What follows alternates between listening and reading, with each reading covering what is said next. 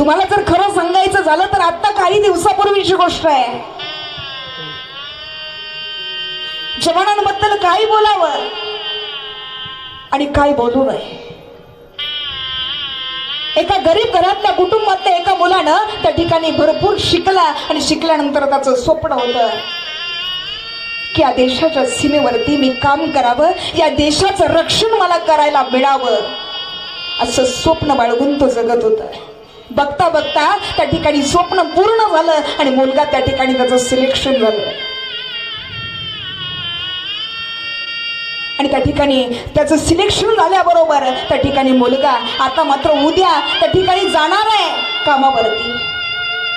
कामावरती जाणार. आईनं मात्र मुलासाठी काहीतरी गोडधोड बनवावं.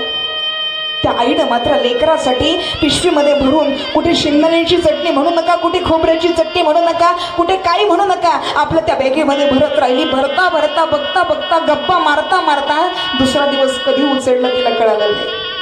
थोडा आवाज कमी करा.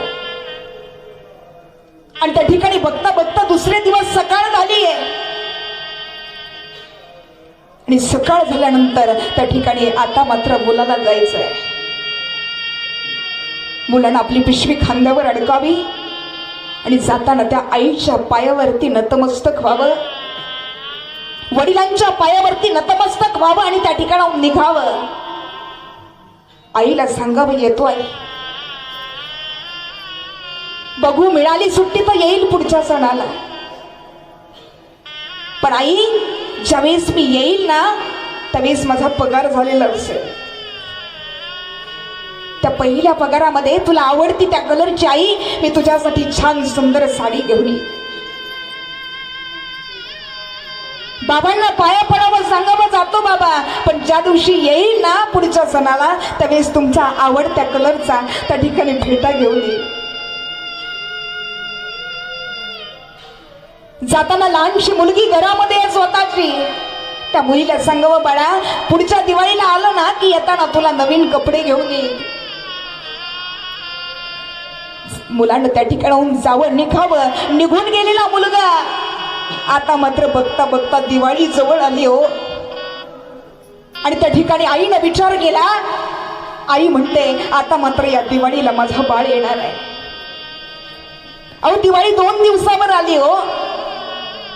सगळ्या घरासमोर सडा, रांगोळी, दिवे, फटाके वाजू लागले, पण या घरामध्ये सदा एक दिवा सुद्धा दारासमोर लावलेला नव्हता. शेजाऱ्या पाजारच्या बायकांनी विचारावं, का ग तुम्हाला नाही का दिवाळी साजरी करायची? त्या आईनं हसत उत्तर द्यावं, ग आमची दिवाळी तेव्हा असेल जेव्हा माझा बाळ घरी परत येईल, तेव्हा आमची खरी दिवाळी असेल. आणि माझा बाळ ना या दिवाळीला येतो म्हटलाय, म्हणून तो येईल त्या दिवशी आमची दिवाळी असेल. म्हणून आता सडा रांगोळी नाही, माझा मुलगा आल्यानंतर त्या ठिकाणी सगळं काही साजरं करणार आहे. बघता बघता आता दिवाळीचा दिवस जवळ येऊ लागला. आता मात्र दुसऱ्या दिवशी उद्या मुलगा येणार आहे, म्हणून दुसऱ्या दिवशी सकाळी सकाळी स्नान संध्या करून त्या ठिकाणी आई, वडील, स्वतःची बायको आणि स्वतःची चिमुकली मुलगी मात्र त्या बस स्टॉपवरती जाऊन बसली. त्या बस स्टॉपवरती जाऊन बसल्यानंतर त्या ठिकाणी त्यांनी ते एकटक बघावं. गावामध्ये येणारी बस आहे. बाळानं सांगितले, पहिल्या बसनं गावात येणार आहे. एकटक नजर लावली तिकडे आणि नजर लावल्याबरोबर बघता बघता बस आली आहे. बस येऊन समोर उभा राहिली बस स्टॉपवरती आणि उभा राहिल्यानंतर त्या ठिकाणी त्या बस मधून लोक उतरू लागले. अहो, वयस्कर असणारे आई वडील पण तटकन उभा राहिले आणि बसच्या दरवाजा जवळ जाऊन उभा राहिले. आता तरी माझं बाळ उतरेल, नंतर तरी माझं बाळ उतरेल. बघता बघता सगळी गाडी रिकामी झाली हो, पण बाळ मात्र उतरला नाही. आईनं विचार केला, का आला नसेल? पहिल्या गाडीला येतो म्हटला होता. वडिलांच्या जवळ जावं. आई म्हणते, का हो काय झालं असेल? काही वाईट साईट तर घडलं नसेल ना? पहिल्या गाडीनं येतो म्हटला होता हो, आला नाही. वडिलांनी स्वतःचा कसा तरी धीर बांधावा, सांगावं अगं काळजी नको करू, असं वाईट साईट मनामध्ये आणू नको, सणाचा दिवस आहे, काही झालेलं नसेल, अगं त्याला निघायला उशीर झाला असेल ना म्हणून बस उगली असेल. असं म्हटल्याबरोबर त्या ठिकाणी बघता बघता आता मात्र ती बस रिकामी झाली. बघता बघता वाट बघता बघता दिवस डोक्यावर आला, दुपार झाली आणि त्या ठिकाणी ग्रामीण भागामध्ये 3च वेळेला बसेस येतात. सकाळी एक, दुपारी एक, संध्याकाळी एक. दुपारी 2ची बस येणार होती. बघता बघता दिवस डोक्यावर आला, 2 वाजले. दुसरी बस गावामध्ये आली. पुन्हा आशेनं त्या दरवाजाजवळ जाऊन उभा राहिले. आता तरी बाळ उतरेल, नंतर तरी उतरेल. सगळी गाडी रिकामी झाली हो, पण बाळ मात्र आला नाही. आता मात्र वडिलांना सुद्धा धक्का बसला, का आला नसेल. पण आशा मात्र त्या ठिकाणी सोडली नाही. तिसरी आणि शेवटची बस राहिली आहे, तिची वाट बघावी म्हणून त्याच ठिकाणी सकाळपासून अन्नाचा कण पोटात नाहीये हो. पण आई बाप, स्वतःची बायको, ती चिमुकली मुलगी, त्या चिमुकल्या मुलीला आईनं सांगावं, बाळा बाबांना यायला उशीर होणार आहे, थोडंसं खाऊन घे. तिनं सांगितलं, नाही आई, माझे बाबा आले ना, मी त्यांच्या बरोबर एका ताटात जेवणार आहे. बघता बघता आता दुपार संपत आली, सायंकाळ झाली आहे.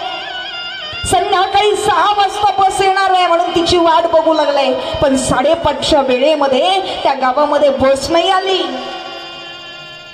एक ॲम्ब्युलन्स त्या गावामध्ये आली आणि ॲम्ब्युलन्स आल्याबरोबर बघता बघता आई मनामध्ये विचार करते, सणाचा दिवस आहे, कोणाला काय झालं असेल,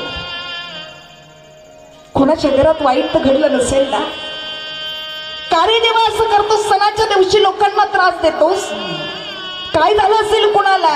पण बघता बघता ती दुसऱ्याकडे तिसरीकडे कुठे नाही हो, यांच्याच दारात येऊन उभा राहिली. दारात येऊन उभा राहिल्याबरोबर आई वडील त्या ठिकाणी धावत पळत त्या गाडीकडे गेले. सगळेजण गाडीकडे गेल्याबरोबर गाडीचा दरवाजा उघडला. उघडल्याबरोबर त्यातून एक लाकडाची पेटी बाहेर काढली.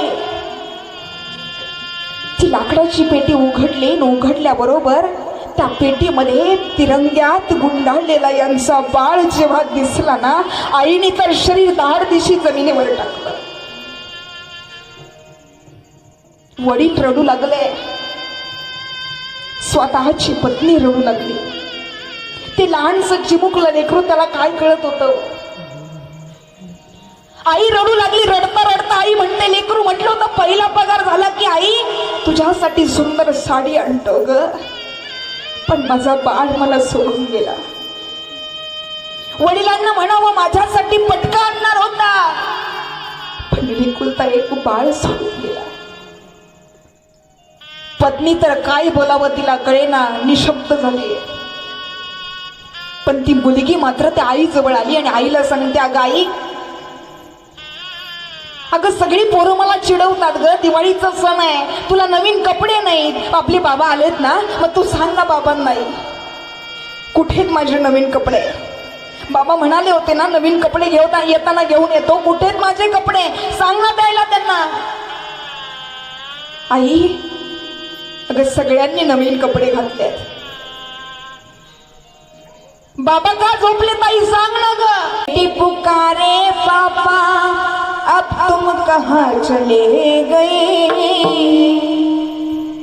ती मुलगी म्हणते, सगळेजण म्हणतात की तुम्हाला सैन्य वस्तीकडे सीमेवरती असताना कुणीतरी त्या ठिकाणी बम ठेवून उडवलाय, मारलाय. ती म्हणते, भूल भुलैया सड़क अपनी कहते हैं बम से उड़ा दिया, क्या करूं और क्या कहूं, जब भविष्य मेरा चुरा लिया, लौटाओ पापा घर जल्दी, तुम हम सबके लिए, बेटी पुकारे पापा अब तुम कहाँ चले गए. एवढंच नाही, त्या मुलीनं म्हणावं, चिट्ठी न कोई संदेश, जाने ओ कौन सा देश, कहाँ तुम चले गए, कहाँ तुम चले गए. चिट्ठी न कोई संदेश, जाने वो कौन सा देश, जहाँ तुम चले गए, जहाँ तुम चले गए. त्या ठिकाणी ती मुलगी रडू लागली, स्वतःची पत्नी रडते. त्या ठिकाणी आई वडील रडू लागले. नुसती सांगायची म्हणून कथा सांगत नाही, तर ही कथा ज्यांची आहे तो सीमेवर असणारा सैनिक, त्याचं नाव आहे संतोष महाडिक. काय नाव आहे? संतोष महाडिक. पतीनं त्या ठिकाणी त्या सीमेवरती रक्षण करता करता आपला स्वतःचा जीव सोडला, तरी सुद्धा स्वतःच्या पत्नीनं त्या ठिकाणी शपथ घेतली की त्या ठिकाणी माझ्या पतीनं जे काम केलंय ना ते पूर्ण करण्यासाठी मी स्वतः उभा राहील. म्हणून तिने पुन्हा त्या सैनिक दलामध्ये त्या ठिकाणी जॉईन झाली, त्या आर्मीमध्ये भरती झाली. सांगायचं तात्पर्य एवढं आहे, आज आपण या ठिकाणी सुखानं कीर्तन ऐकू शकतो, सुखानं प्रत्येक गोष्ट करू शकतो. याचं जर सगळं श्रेय कोणाला जात असेल तर आपल्या सीमेवरच्या जवानांना आहे. म्हणून खरंच प्रत्येक वेळेला